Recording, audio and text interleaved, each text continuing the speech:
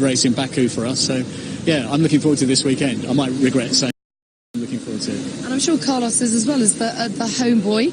What's it been like replacing Spaniards with a Spaniard, particularly at a race like this? Oh, that's a tough comparison. We all loved racing with Fernando, and he's arguably still, I think, the best driver that Formula One's had for a long time. There are good drivers, but Fernando's up there with the greats. Carlos and Lando, I think, are doing a really good job for us. It's competitive. At the moment, they're still friends, which is nice, but it's early days. And as I say, we'll see how this season unfolds. But both of them have complementary skills. They're working really hard. And it's nice having Fernando in the background. When he joins us for some of the debriefs, he doesn't say a lot, but what he says is well worth listening to. I'll let you get back to his practice. Thanks for your time. It's nice to see you. Is he coming this weekend, Fernando Alonso? Be well into the thick of Indy stuff, won't he? Yeah, I thought. I don't know. I know there's some of the karts from the Fernando Alonso karting school are definitely here. Whether he's going to be around or not, I'm not sure. But it does seem a bit weird coming to a Spanish Grand Prix without Fernando Alonso involved. I wouldn't think so. I think the prep will be well into the Indianapolis 500, which is only in 2 weeks. And I think they start testing and start pre-qualifying already, don't they? Yeah. It happens over the course of about 14 days.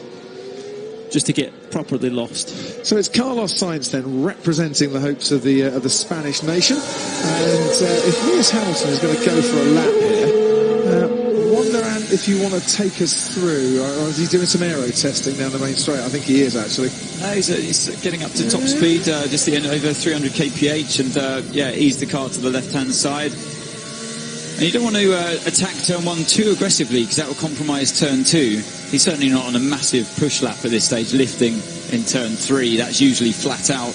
But he's building up to it. And that's the thing about FP1, you are going to be taking the car through all the necessary steps for what the engineers are looking for to match correlation work done back at base, either in the wind tunnel or simulator, both offline and driver sim. A little bit wide in turn 7 there before turn 8, and he's not really attacking this lap at all. He's focusing on other things. You can see the hand off the steering wheel as well, looking at the display. But so that's the corner where you don't want to run too wide as well. Turn 10, you've got to tuck it into the curb before straight line in the car, bit into turn 12. It's a long corner inside the car. It seems to go on forever, and the car always ends up understeering at some point. And then this fiddly little complex at the end. New yellow curbs here. It's easier to spot from inside the car than last year. They were painted red, but very high, and you don't want to take any of those on a hot lap. No. So he crosses the line. But we're going to see all of these drivers fully up to speed in no time at all, I'm sure. But the early stages of FP1, you're going to see them. It's hard to get a read on what they're exactly testing. Charles Leclerc's just put in the fastest middle sector so far. Lando Norris, fastest first sector. Romain Grosjean at 1:23.338 has the fastest time. Last year, Valtteri Bottas put in a 1:18.148 as the quickest time in FP1. And no sooner do I speak his name than through that long corner that just carries on and on and on and on and on. He goes a little wider than he wants to be. Yeah, and that can even damage the car, running onto the gravel like that. It's rare to see. He tried to stay with it, didn't he? Yeah. And that, guys, is a moment where, because the drivers know this track so well, they know what they should expect from the car around this track. You can end up making quite silly little errors every now and then. Why would Vettel run that close to the back of the Toro Rosso? Because he just put the fastest middle sector in. Yeah, I know, but he started the lap quite close to it, and he's going to finish it, obviously, right on the back. He's losing precious downforce there. Ferrari keep doing this, don't they? They keep sending their cars out a bit too close to other cars on the track, and I know it's a really hard side. Let's just see. If hopefully he'll use DRS and the car in front won't, but it's the first test. This is a very, very difficult track, almost impossible to overtake on. Don't think is he opened it up yet? Can't tell. I couldn't tell, but I just want to see, can these cars run closer around this track? I think this is the first real big test for these new regulations for this season, with the tweaks to the front wing. But my fear is that the more these cars develop this season, the more aerodynamic tweaks they get, the harder it will be for the cars to follow each other, and we'll end up back at square one. I don't think, there's no evidence yet that it's improved with what they've done. And if all they've done is if they took Red Bull out of the equation where they were strong last year. The DRS is certainly more powerful, helps a little bit, but you know, I've always said it's a band-aid solution for the fundamental problem. Because the problem they've got, had they not have done anything, what we were left with at the end of last year would have been developed to the point that you would have had even more trouble following this year, because the cars would have been aerodynamically that much more developed and that much more turbulence coming off it. Absolutely. So you've got to do something, even if all you're doing is getting back to the stage that you were at the beginning of last season. That's still an improvement, but it's not the improvement we actually want to see eventually. Yeah, exactly. Eventually, you've got to be reducing the size of the front and rear wing and looking for that downforce elsewhere. You do need downforce, but you can achieve it in a different way by ground effects. But that's 2021, though, isn't it? That's the new regs for 2021. That's what I'm waiting for, because, I mean, we're still going to have DRS as well. That hopefully, at one point, we can get rid of it and have pure racing again, where the drivers really have to earn it. Possible gravel exit turn 12. Right there, where Valtteri Bottas went off. And that's very delayed, though, isn't it, that message? There's a bit of gravel there still, though. Whether they can get on the sweeper off or it'll just disappear as the cars continue on their way, I don't know. Right, Daniel Ricciardo on the screen at the moment. You'll notice that he's got his multicoloured helmet on for this particular weekend. I don't know why Karun Chandhok, he doesn't go back to the Jack Brabham tribute helmet, because it's the only one he's scored points with so far this season. This new multicoloured effect could be a bad omen. Well, I think you should go tell him that, Crofty. Well, I can't think of any other explanation at the moment for his form. Okay.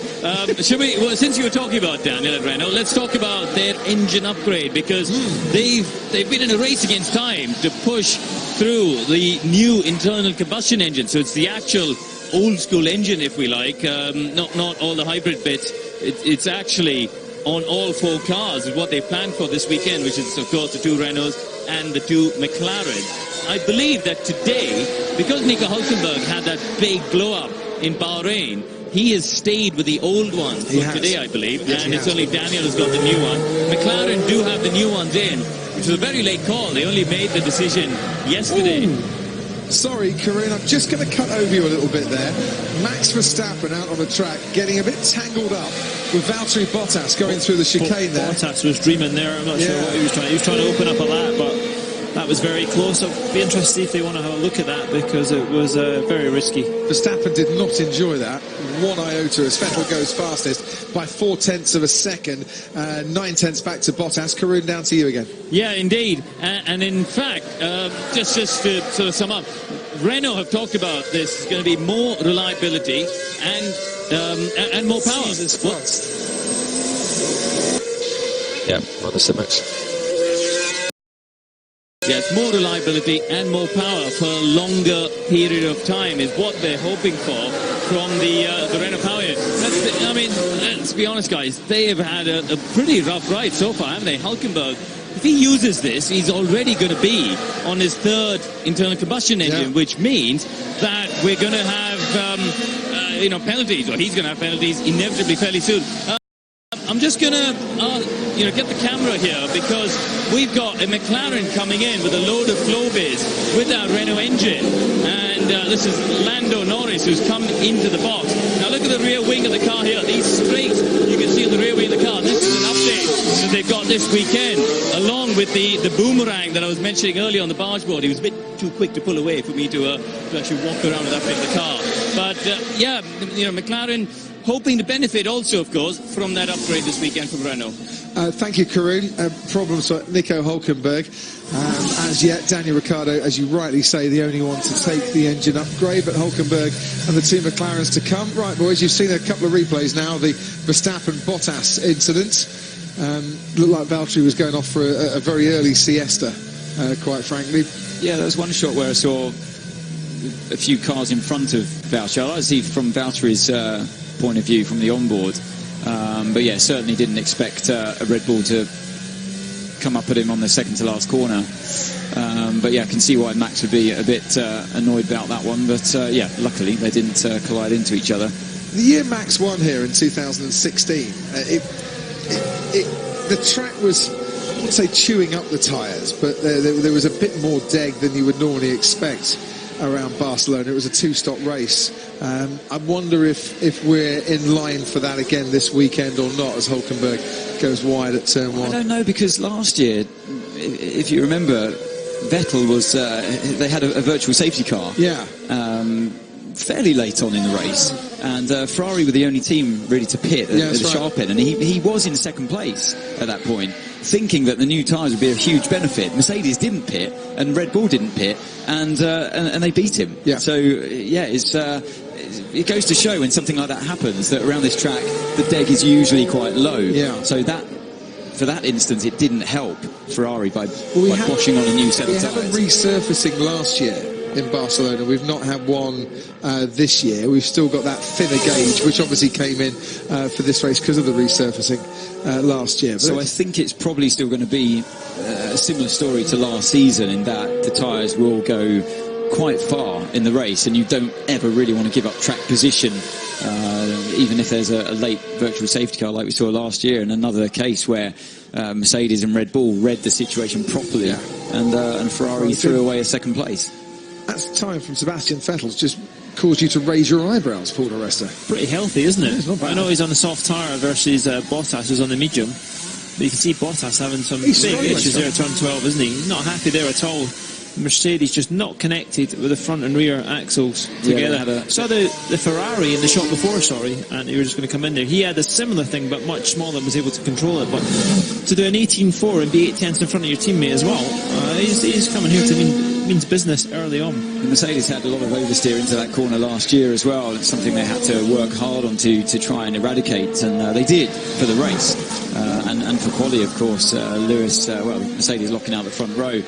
But yeah, that's a proper handful, isn't it, at this stage? I wonder if this is something that Ferrari are trying to put the pressure on Mercedes and trying to get them to work harder than they probably need to, by ramping up the pressure early on the weekend. It's a good tactic, isn't it? Yeah, of course, but can we promise each other something, guys? Let's not get excited about Ferrari's performance over Mercedes, because we keep getting caught out every time. Ferrari do this quite often. Yeah. You know, bang, Friday morning, Ferrari are quickest, and Mercedes, if that's what they are trying to do, I'm not going to disagree with you. I think they probably are. Mercedes take no notice. They just carry on with their own programme. Yeah, but what about Toto's comments before qualifying in Baku? They were sure they were going to get beaten. Yeah. And they went out there and the opposite happened.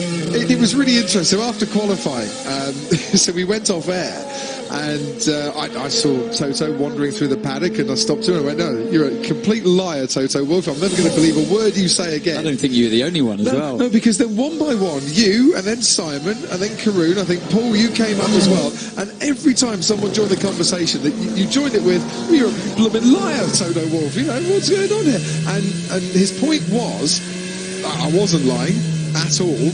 We had no solution, and then the track temperature changed, and suddenly they couldn't get their tyres in the window, we could. And then that's led to a few comments this week from team principals saying, we're spending all this money at the moment, but actually the critical performance is these narrow working windows for the tyres, and whether we can do it or not. And just look at Haas. Yeah. Complete confusion into why their car is fast in qualifying or can be quicker in qualifying, and then it comes to the race and the tyres are falling apart, or they just don't get them switched on. Yeah, but that's an easy excuse to jump out of something, and that's the thing with Haas. And it's the one thing they can't control or produce from the F1's point of view. But same for everyone, same compound. Yeah. And with Haas, they overperform in qualifying and underperform in the race. So to me, that just sounds like they just need to take things and just move it slightly one way and put more focus on a race. So with that in mind, there's a whole load of upgrades on the Haas for this weekend, and Karun is outside their garage. I'm down at the Haas garage. This is a team who brought a whole raft of updates. Look at how aggressive they've gone on these new fences on the front of the floor and the whole bargeboard area. They've got a lot of these vertical fences now along the front end. That's really quite aggressive. It's only on Romain Grosjean's car at the moment. It's not actually on Kevin Magnussen's car at this stage of the weekend. They've got a front wing update as well, which is different to what they've had in the previous races. So the Haas team, they're trying to correlate between the two cars. They feel they haven't yet fully understood their car in terms of the tyre wear. On a Sunday in particular, they're just not able to get the tyres into the right window. And therefore, what they want to understand today is by not confusing aero versus tyres, just have one car trying to understand the tyres, i.e. Kevin Magnussen, and this guy, Romain Grosjean, trying to understand the new aero package. So, yeah, a split program here down at Haas.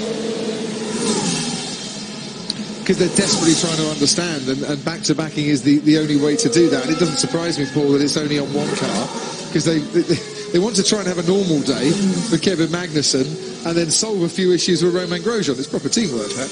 Yeah, it is teamwork, and that's where, and that's what we're talking about in Baku. That's where I think Red Bull were saying, with the loss of Danny Rick, the stability they had in the driver line, that was affecting their weekends because Pierre Gasly wasn't at the same level as Max, and that's something that they need to get on top of teams, and that's why the Leclerc-Vettel battle's great. The Bottas has excelled this year to what we thought he was going to do, and it's pushed him on a bit. So there's Sebastian Vettel, fastest man by half a second now. Check on board. It looked like exit of turn 15. There was something coming off or flying off from the front left corner. So if you can have a look. Did you notice that in his mirrors? He must have done. Good Lord. That's the kind of capacity you need as a driver in F1 these days. He's got eyes in the side of his head. Not in the back of his head, but in the side of his head. That's phenomenal awareness. And great that the camera caught it as well. But yeah, I'm impressed by that. Okay. It just means the corner's too easy to take flat nowadays, isn't it? He's obviously not having to hang on. Not like backing out there, Paul. But back 4 or 5 years ago, we were talking about it. It used to be touch and go, whether it was flat, and I remember it definitely wasn't flat in a race run. And that's what made the difference, there's a bit more probably overtaking down to turn one. So Alex Albon then, towards the end of what should be his fastest lap of this session so far. It's 11 laps on the board for the London-born Thai driver. He goes 9th fastest, and his team principal, Franz Tost, is not only watching, but he's on the pit wall, connected up to us for this weekend. Franz, good morning to you. How are you? Hi, good morning, Coffee. I'm well. How are you? Well, really well, to be fair. It's good to be back in Barcelona again. But I would imagine a really busy session this for you and every team, because the cars, this is the first big upgrade raft of the season, isn't it? Yes, that's true. We have a lot of new parts on the car, and we have to do aero tests, which we did with Daniel, with Fiat, and I hope that the results have a really good correlation with the wind tunnel and CFD, but so far it looks good. Excellent. That's what we like to hear. How happy are you with the performance of the car so far in 2019? So far I think we have a quite good package, and the car performs well. Also, two very good drivers, I must say. I'm very happy with Fiat as well as with Albon. Both of them are doing a very good job, and apart from Baku, we scored in all the races at least 1 point. In Baku, Daniel had a collision, as we know, but I think that we are as well competitive here to be within the first 10. Give us your assessment then on your two drivers. What areas have impressed you the most from both the rookie and his more experienced teammates so far? What impressed me most, and also the team, was his technical feedback from the mechanical side, but as well from the tire side, because as you know, to understand the tires and to use them in the correct way is not so easy. To bring them in the window when they work in the best possible way, and I must say that Alex really impressed a lot, and for me he is a very, very positive surprise. A surprise? So you weren't overly convinced going into the season? No, I was convinced that he will do a good job, but he is doing an even better job. As you know, the Red Bull drivers are all very high skilled, otherwise they wouldn't be in the driver pool. But so far I must say that he has really done a superb job, and I hope that he can continue like this, and I'm convinced he will do. Yeah, fantastic to hear. Just on the subject of young Red Bull drivers, Pato O'Ward, IndyCar drivers, join the programme. Do you anticipate that he might be getting into your car for some practice sessions later on in the season? We will see. That's too early now, and we have to wait for the second half of the season, what we will do there, and this has not been discussed so far. Has he got enough points to get a super license?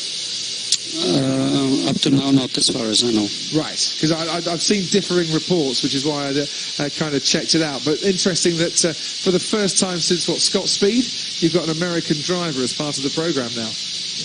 Yeah, it would be good for the American market. Generally, for Formula One, it would be very good to have a real competitive American driver in Formula One, and I would be more than happy to have him in Toro Rosso, because this will increase the interest of the American fans to Formula One, which we would need, because, as you know, Liberty Media is pushing. We have 2 races over there, but to really increase the interest, you need a national hero.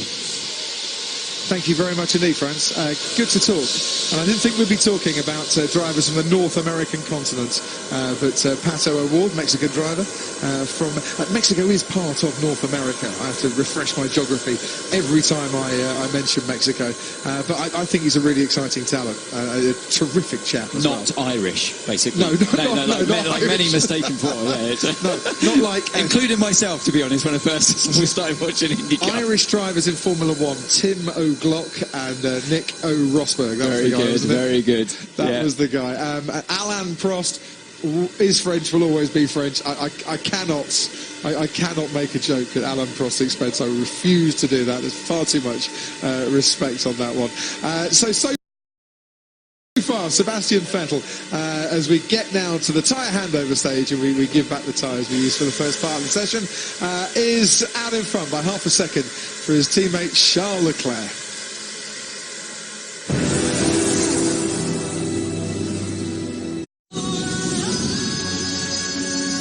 Sky Sports F1, sponsored by the Alfa Romeo Stelvio Quadrifoglio.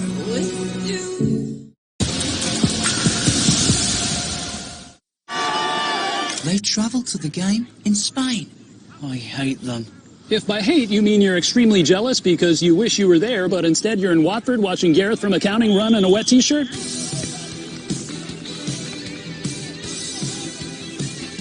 I get it.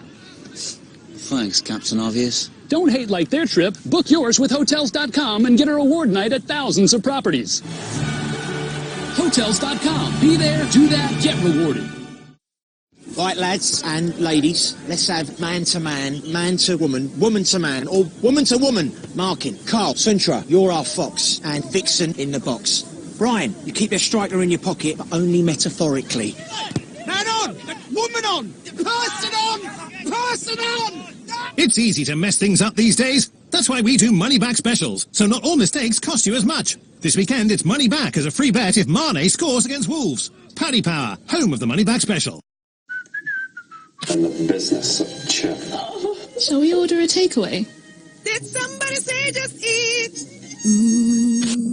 Did somebody say just eat? Did somebody say just eat? Did somebody say just eat? She's not that hungry. Just kidding. Did somebody say just eat? Funding Circle offer affordable loans to help your business go further. We're fast, so you won't be waiting around. And you'll get a dedicated account manager to help you on your journey. Rates start from 1.9% per year. So join the thousands of businesses who have taken out a Funding Circle loan and help your business fly. Apply today at fundingcircle.com. Yeah, looks like there's nothing going on. But scratch the surface and you'll see. We're playing a pink kit, we stand out, we're proud. It's what Black Country Fusion's all about. It's all about being inclusive. Gay, you're straight, you're black, you're white, it doesn't matter. As long as you can play the game. You're in. We started out as nothing. 12 months down the line, we're one of the most successful teams in Sunday League. Anything's possible if you put your mind to it. Making it where we're from. Carling. F1 2019, the season so far, a tale of two teams. Mercedes. Great job. How about that? Awesome job, guys. Mercedes can do no wrong. Another 1-2 for Mercedes. Ferrari. There's some pictures with the engine. Ferrari can do no right. Oh no. Really uncomfortable, inconsistent. We need to chase them down. They've got to get it right next time around, Ferrari, otherwise this one could run away with it. Can Ferrari turn the tables on Mercedes at the Emirates Spanish Grand Prix? Find out live on Sky Sports F1. Manchester City and Liverpool's epic title race comes to its conclusion this Sunday. Live on Sky Sports Premier League.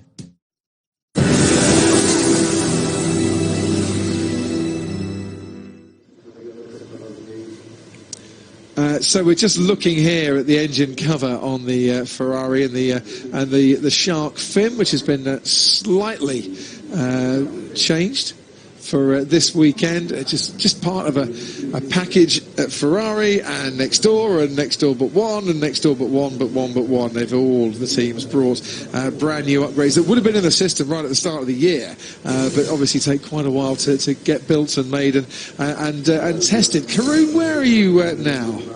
Well, Crofty, in this lull in the pit lane at the moment, obviously the teams are all getting their tyres back. I've popped it back into the paddock because Shell have brought an upgraded oil to combine with the engine upgrade. So I'm going to knock on their door and see if I can... Are you allowed in there? Well, we're about to find out, aren't we? Yeah. Hello. This is Guy Lovett. Are you happy? Are we allowed to talk to you? Okay, well, before someone from Ferrari shouts at me. Guy, so we believe, that Matteo Binotto was saying yesterday, that Shell have brought an upgraded oil as well as the power unit upgrade this weekend. Is that right? Yeah, it's absolutely true. It's something we always try and achieve with when a new power unit comes along, that we implement a new product alongside it. And what about the other teams? Because obviously you supply Alpha and Haas. Have you got upgraded bits for them as well? Their power unit is not taken this weekend, and so that will come later in the season. We're constantly trying to push to bring more and more performance with new products later in the season for Power Unit 3 and for 2020 already. Well, okay, you've got some bits and pieces here. Obviously, you're hard at work in the lab, so I'm going to let you go back in a second. But what have you got? This is oil from where? That's oil from it's fresh oil from Charles's car. So that's the new oil for this race. What's new? Can you tell us any sort of bits? I know you can't give all your secrets away, but what's new about it? Is it more power? What's it going to do? Yeah, I can't tell you much. Our focus really is always on bringing more performance and also extending and protecting the engine, ensuring reliability. And so we're really trying to nail the balance of those two pieces. And each engine evolution has a different requirement for performance and reliability, and this is the perfect mix for the new engine. Okay, you've got a good future as a salesman, I think, as well. So that's come out of Charles's car. What's the other? That's quite a dark one. What's that?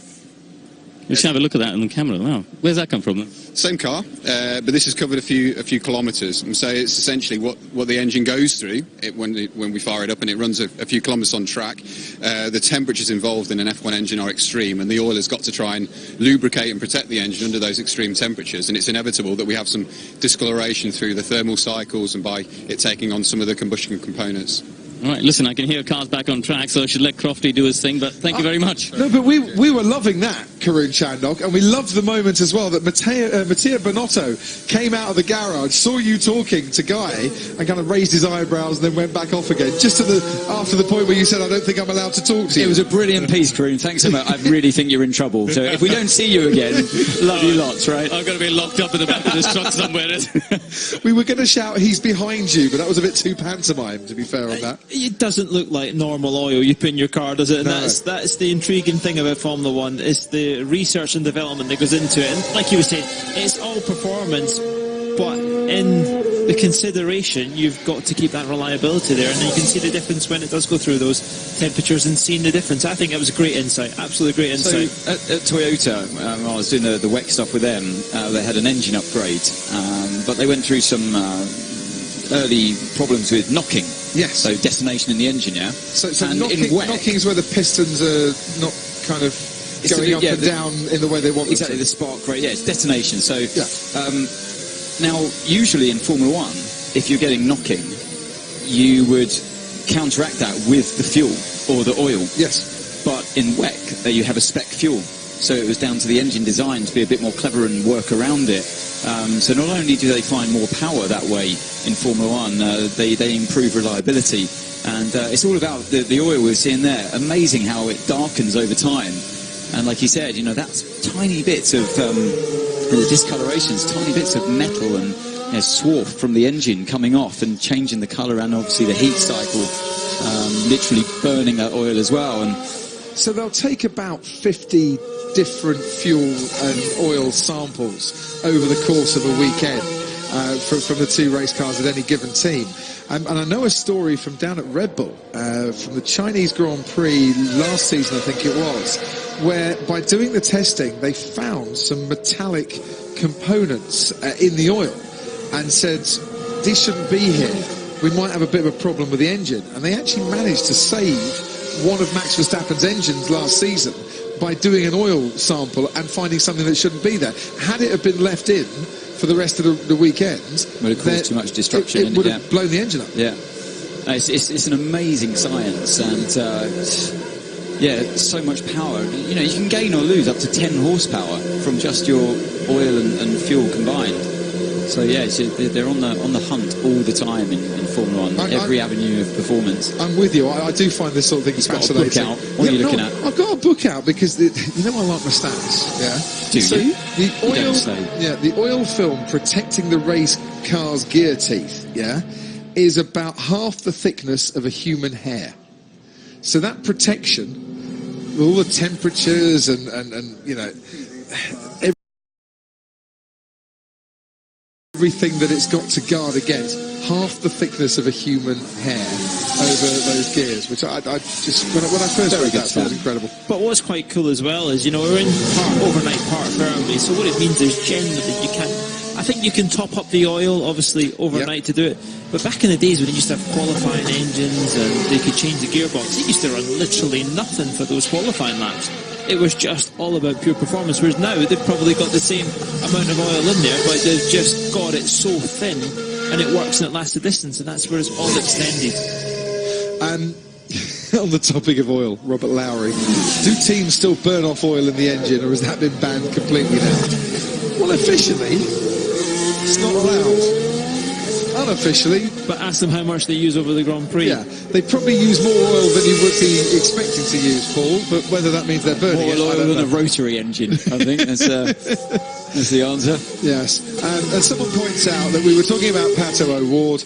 We should have mentioned the fact that IndyCar is, of course, now available to watch on Sky Sports F1, which, of course, it is. And we should have mentioned that, and apologies that we didn't. But I've seen the schedule for Monaco weekend.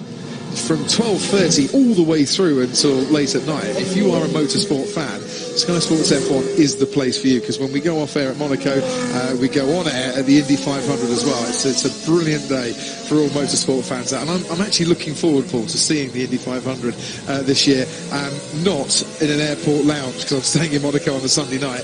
And I thought, well, do you know what? I might as well watch the Indy 500 as well, because we always miss it because we're flying off to the airport. So I'm coming around your house to watch it. Is that all right?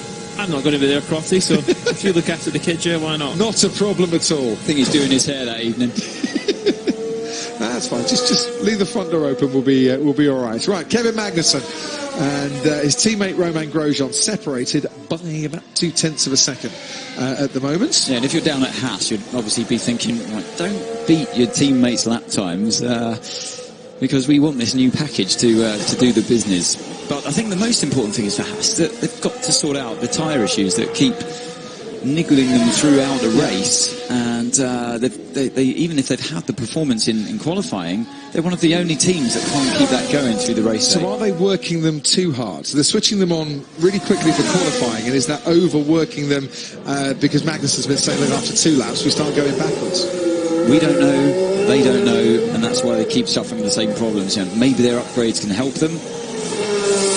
You can see the car sneaking about there at turn 12, but Grosjean, well, you're speaking as well, went P3 on an 18.9, which is a very respectable lap. Someone did say to me, Paul, yesterday, look out for Haas this weekend. They always go well in Barcelona. They've got a car that goes very well here, and they should be best to the rest for this weekend. So you've got 1 second they brought to this race with the new... There we go, happy day, 1 second in the bag. Is it happy days for Kevin Magnussen? He had a chat to us yesterday in the paddock. Race that everyone plans.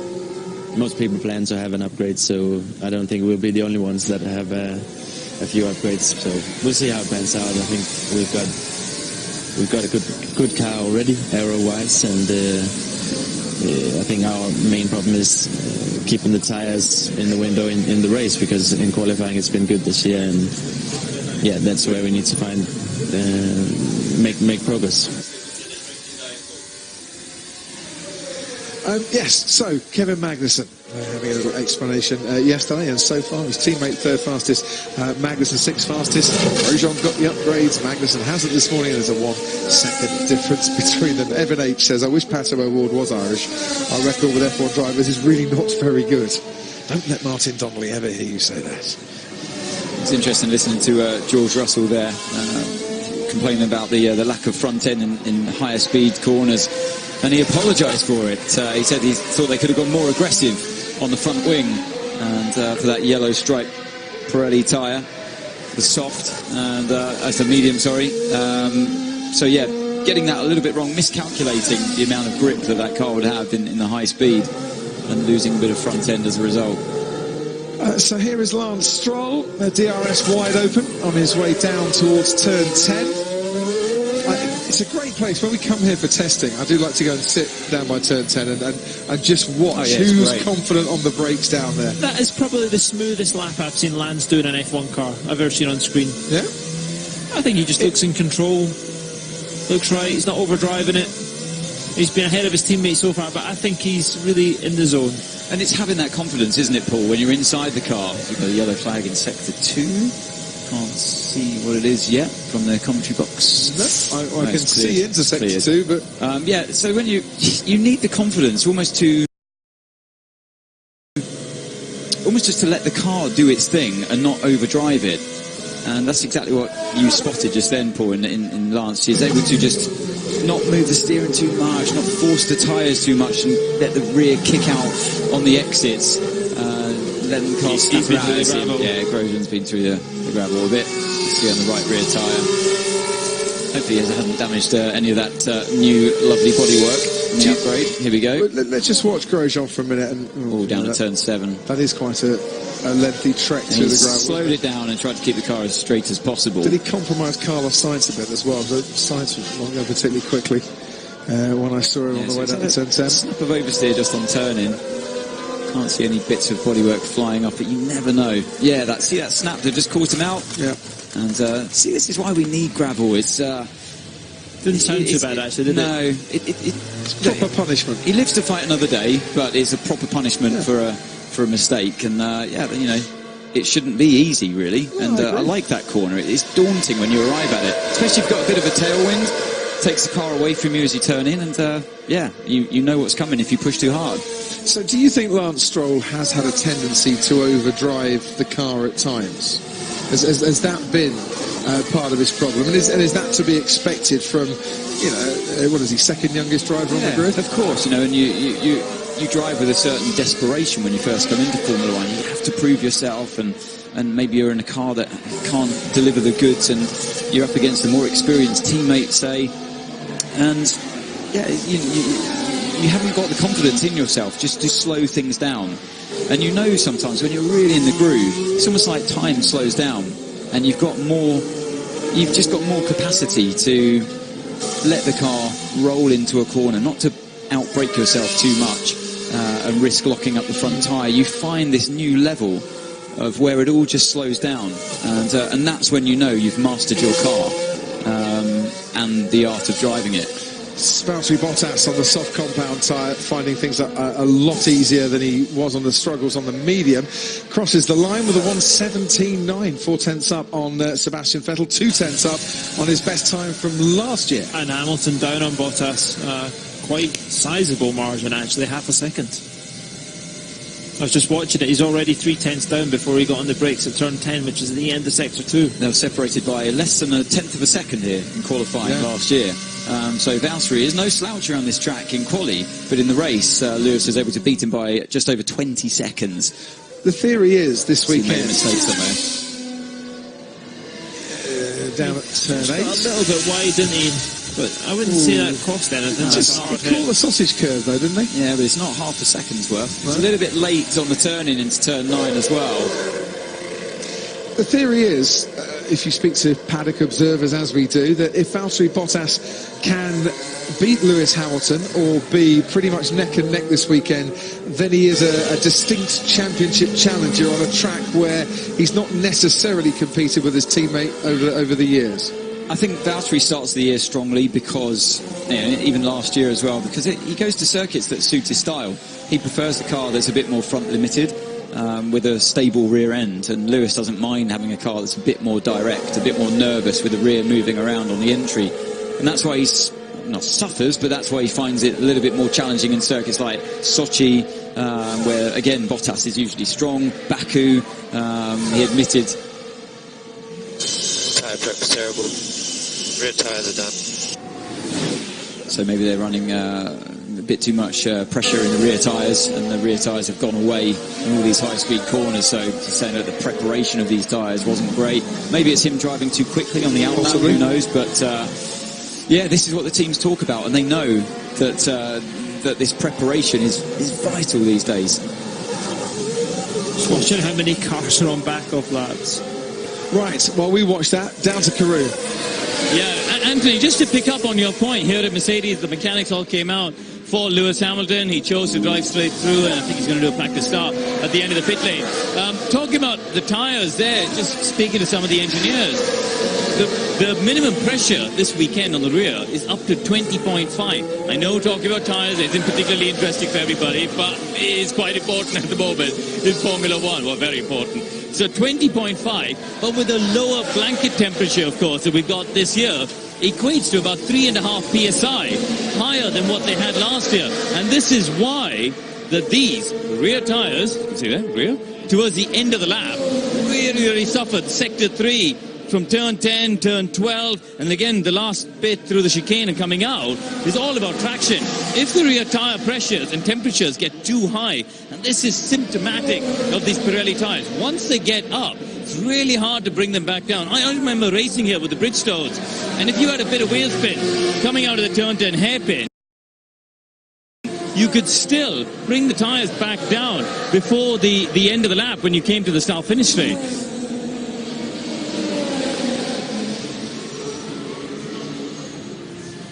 Just to pick up on Sebastian Vettel, to cool the tyres down now, it takes a lot longer with these Pirellis, and that's why people like Anthony, people like Lewis were saying in the final sector, and to pick up your point about the rear tyre temps, they just can't bring it back down. Once it's gone, it's gone. Mercedes here in the background getting ready. I don't know which car's about to come in. There's a Williams who's just entered the pit lane. So maybe we'll just stick with this for a minute. We can take a look at the tyres, Coffee. I think it'll be Lewis Hamilton coming in, to be honest. He's just weaving his way through a bit of traffic and down towards the chicane. In fact, he's got past Giovinazzi, and he's got Kimi ahead of him, and it is Lewis Hamilton making his way into the pits. You should be able to see him now, Karun. Yes, I can. Mechanics getting ready. They have got the blankets at fan, so I'm assuming he's not going to go back out.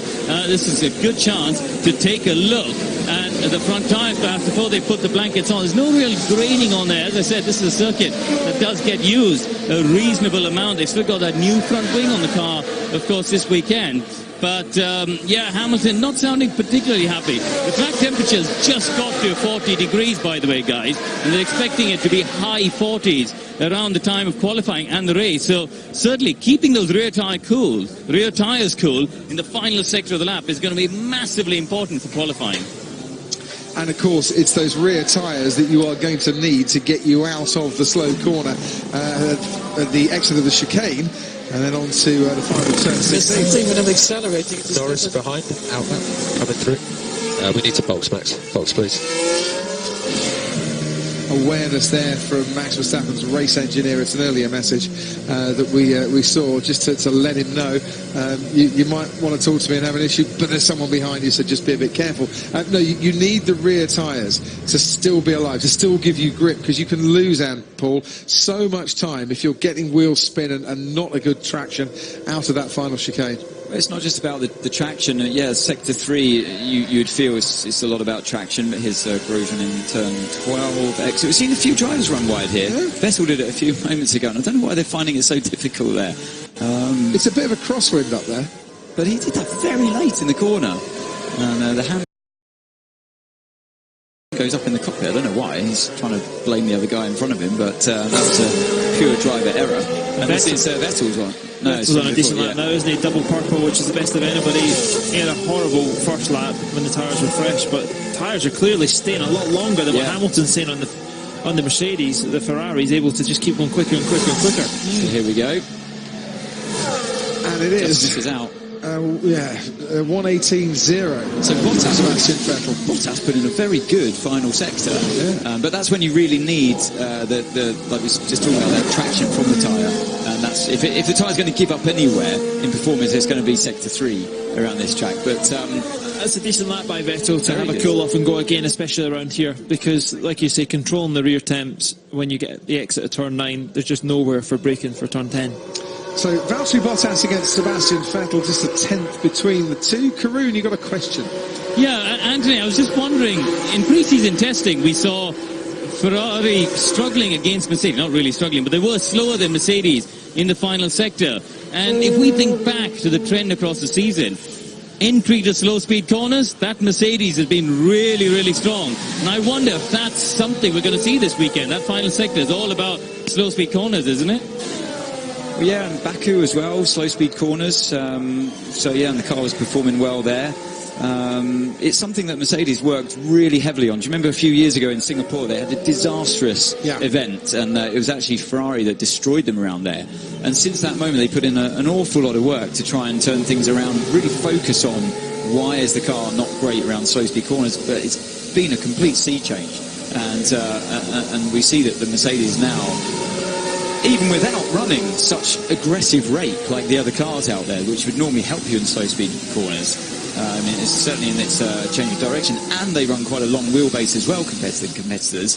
They still have a car that works there, so it's all in the kinematics of the suspension, I think.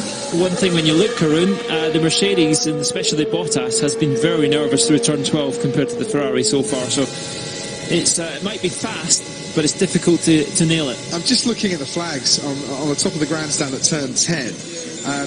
It's not the biggest breeze today, but you're one of the highest parts of the circuit. When you get up to turn 12, it is very much a crosswind, and you are being pushed to the outside of the circuit. Just watching this on board with Vettel is perfect to see, easily flat through turn 3 there. You can see nicely balanced, isn't it? Look how aggressive he was on the throttle on the exit of turn 4 as well. And these tyres have done a bit of work, haven't they? He can wind the lock on.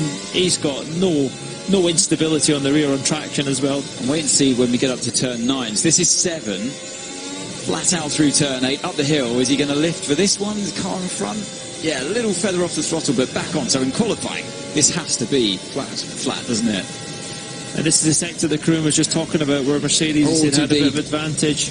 Yeah, but you don't lose too much there, do you? Because the camber kind of works for you going a bit deeper. This is always the tricky one. Yeah, no sign of any rear instability. I think that car's working well this weekend. Nice early turn in turn 13. Use all the track before the final fiddly chicane of 14-15. Run a bit on the curb on the exit. And, yeah, easily flat through 16 to finish the lap. But, yeah, very impressive. Yeah, to only lose 7/10, and you would have knocked it down an engine mode or two as well, and not have the full deployment for that second lap. So, yeah, tyres are hanging on in there, which is, again, what we saw last year, and that's why the strategy under the virtual safety car hurt them so much. Absolutely. To pit. Absolutely. Sebastian Vettel, then, who hasn't finished in the top 2 in the opening 4 races this season. First time he's ever done that as a Ferrari driver. Juan Pablo Montoya's gone down to Racing Point to have a little look. Always good to see Juan Pablo Montoya at the racetrack. He won a race recently, didn't he? In IMSA, yeah. So, still got it. Oh. I'd like to see Juan Pablo Montoya up against Johnny Herbert in a special who can be the fastest race. I can tell you one thing, you wouldn't want to take the cars after the two of them, those two had finished with them, would you? Well, you wouldn't want to take the brakes, that's for sure.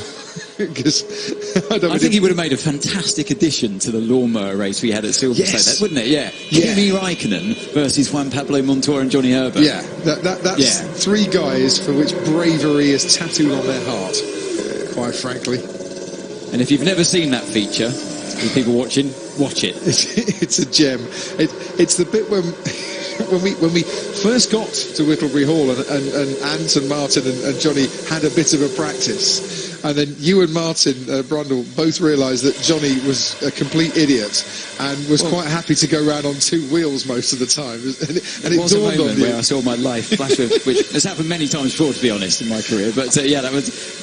I had a go on that. We almost collided. They are dangerous.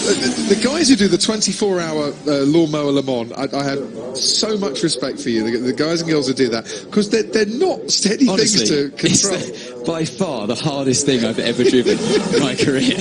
You ever fancy having a go lawnmower racing? Yeah, why not? You should do it. You should. It's quite fun. It's more like a motocross bike than a go-kart. I was expecting a go-kart, so I started off sitting down on the seat. And that was totally the wrong thing to do. Kimmy knew to just get onto his feet and sort of straddle the bike and just let the knees do all the work. He knew straight away to do that. The lawnmower, he treated it like a motocross bike. I think that's why he was quick straight away. But well, we're not doing lawnmower racing for Silverstone this year. I'm not going to tell you what we are doing, but we do have something very special up our sleeves. It will take some beating. Oh yeah, no, I think you might enjoy this one for the British Grand You've Prix. not got any sleeves on today, Crofty. No, I've gone short sleeves today, and it's beautiful weather. It's Barcelona, isn't it? I mean, when I say up our sleeves, I meant kind of under our hat, or other analogies such as that. Bottas. We didn't think he had anything up his sleeves, but he found some extra pace. He's a 10th clear of Sebastian Vettel. Charles Leclerc, 2 tenths down. Quite tight at the top, but Hamilton 6 tenths back.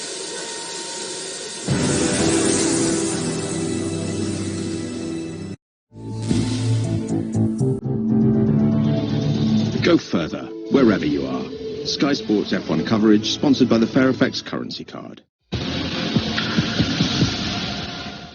This is one of Britain's oldest roads. Over the centuries, it's seen a lot of changes. And here comes another. Electric vehicles. That's why BP is introducing a network of fast charging points. And for cars that aren't electric, we're developing advanced fuels to help them run more efficiently. So whatever you drive, we've got you covered. At BP, we see possibilities everywhere to help the world keep moving, hopefully, and keep advancing. Those your first 4 scorers? All right, special one. You pick 'em. You pick 'em. You pick 'em. You pick 'em. Ah, challenge accepted. Brain cells, current prize money? 100 grand this week, Hunch. Score a stats, Hunch? It's Hunch time. 1, Fabinho. 2, Vardy. 3, Sterling. 4, Harry Kane. Heed your hunch with Betway's 4 to score for a chance to win 100 grand this week.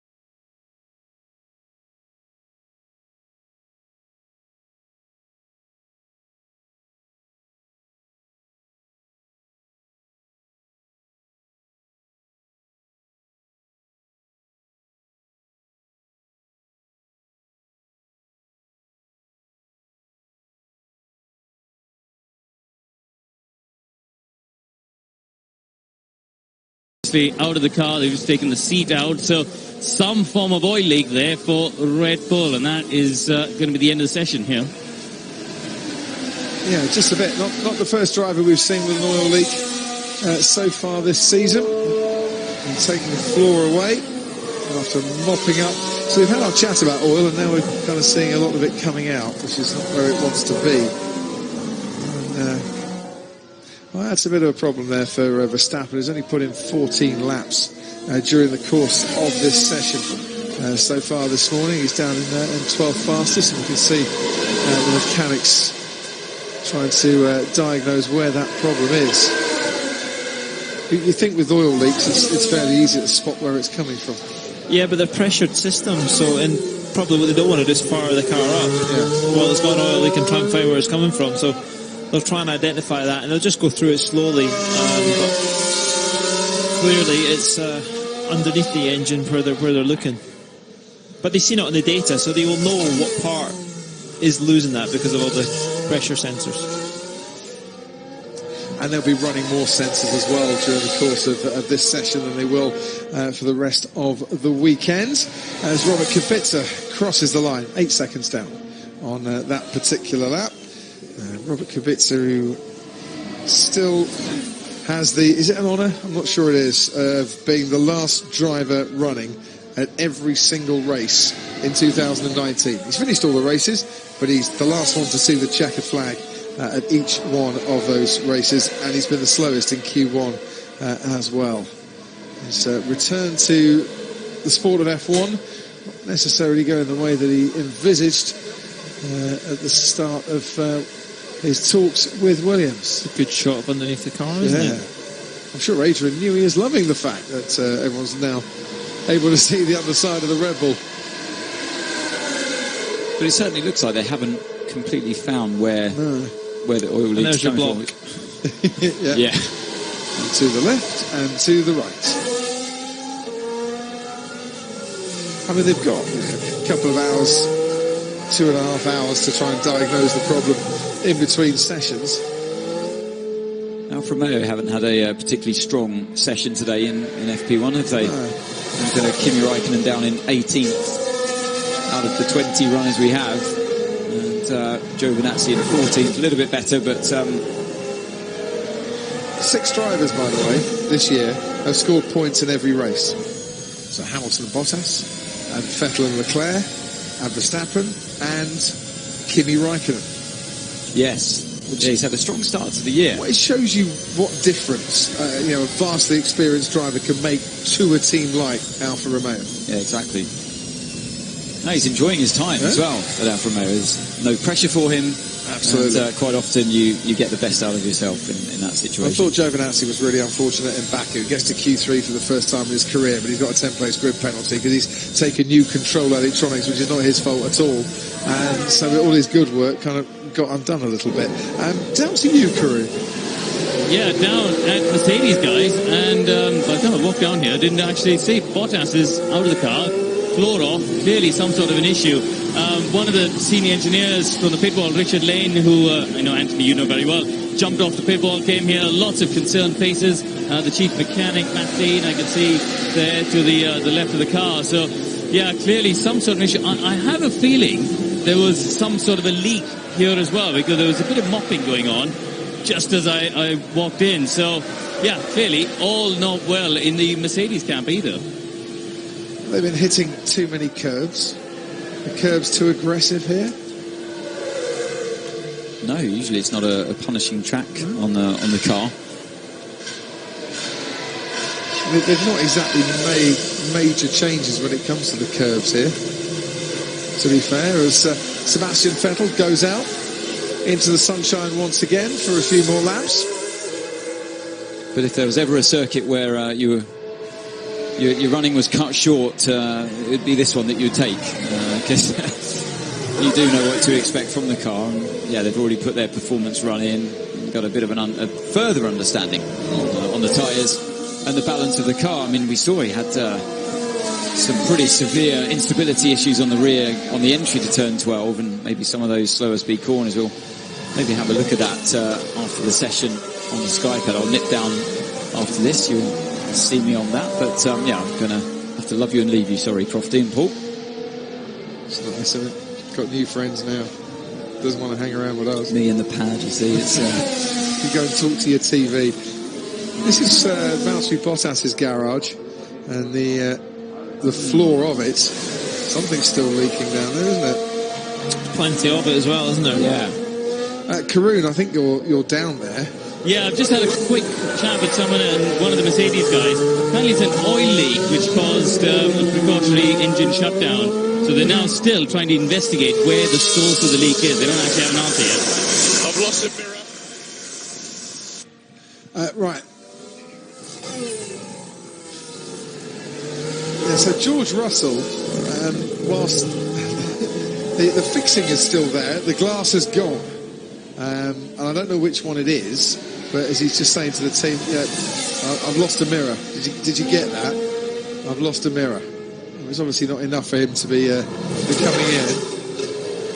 As he goes around the corner there, I think it's the right-hand side. It looked like it didn't have any glass in it. Assuming they do use glass, not some, multi-billion-pound material that reflects. You never know. Exactly. Oh, look, we found this. It's a microgram lighter. Yes. Right-hand side's gone. It's quite amazing when you talk about mirrors, because every year they design a new car and they're like, we've made it lighter. We're just going to try this, and you're like, no, that doesn't work. Okay, we'll go back to the thing. Next year, same thing again. It's always the same. Can we make it lighter? Can we make it lighter? And ultimately, you need to be able to see in the mirror. Well, you do. How much you can see, I'm never quite sure. Daniel Ricciardo obviously couldn't see a big Toro Rosso in his way when he reversed, and there is Daniel Ricciardo, 3-place grid penalty to remind you. Good job he spends most of his time going forward. Yes, yeah. Rubbish at reverse. Very, very good at going forwards. Yeah, and he held his hands up and he apologised. Yeah, it's a bit of brain faith, but he gets a 3-place grid penalty as a result of it, of course. But how much can you see out of the mirrors as an F1 driver? Enough or not? Yeah, I think you can see enough, can't you? The one thing about an F1, which is not normal in other formulas when you're coming up, there's much less vibration in an F1 car. And generally, you can see the rear wheels and you get a good spread of... Well, Vettel was able to see that tiny part falling off the back of his car out of turn 15. Very good point. And still they work down at Mercedes. And you're getting an undershot of the Mercedes car now. Absolutely. Thank you very much, Ant. Thank you. You can go down to your TV now. Ant will be back at I think you might upset some of our team, Crofty, calling it a TV. Right. It never answers me back. It's just a big TV, isn't it, to be fair? It hasn't got attitude like you. That's when I try and use it. And by the way, we should mention, Paul de Rest, on the subject of mirrors, well done for keeping so many in your rear mirrors at your first DTM race this season. 7th place, good efforts. It wasn't too bad, Crofty. Yeah. I think given the mountains that we've had to climb in the space of 6 months to put a team together, design a car, take 4 of them to the first race, it was a big effort, but now the hard work starts. Yeah. There's plenty to optimise, but it's just whether we can get on top of the 2 big manufacturers who've been in there a long time. Nice bonus points at the start of the season, though, mate. It was good to see. It was way better than we were expecting, and I think it was actually, a quick reaction by everybody that made the difference, and I think that's nice when everybody's sharp at that stage, because those are the opportunities you need to grab. Totally agree. So on board with Daniel Ricciardo then, soft compound tyre is on for the Australian. And so far, best time of a 1:19.5 puts him 2.5 down. He's on race runs at the moment. So tight and congested in that midfield. Half a second covering Fiat in 9th down to Albon in 15th at the moment. And Ricciardo is caught up in the middle of that as well. His teammate Nico Hülkenberg also out on track. Never reached Q3 here, by the way, which surprised me when I read that the other day. 8 previous starts, never been in Q3 here in Barcelona. I dare say, struggling possibly on the form of this season to get into Q3 this weekend. But that engine upgrade, we'll see how it works for them. Trouble is for Renault, Paul. Others have brought big upgrades as well. Yeah, and that's the thing all about these upgrades. Everybody else is moving on at a rapid rate. I think the only team that's probably not bringing upgrades at the moment is Williams, and they obviously suffered that horrible FP1 drain strike in Baku that set them back in their production.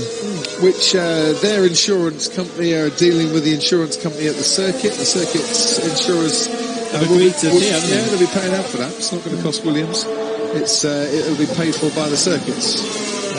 Who sent oh dear, that's Lance Stroll. And he has gone into the barriers. That's turn 9, isn't it? Yeah. As he dropped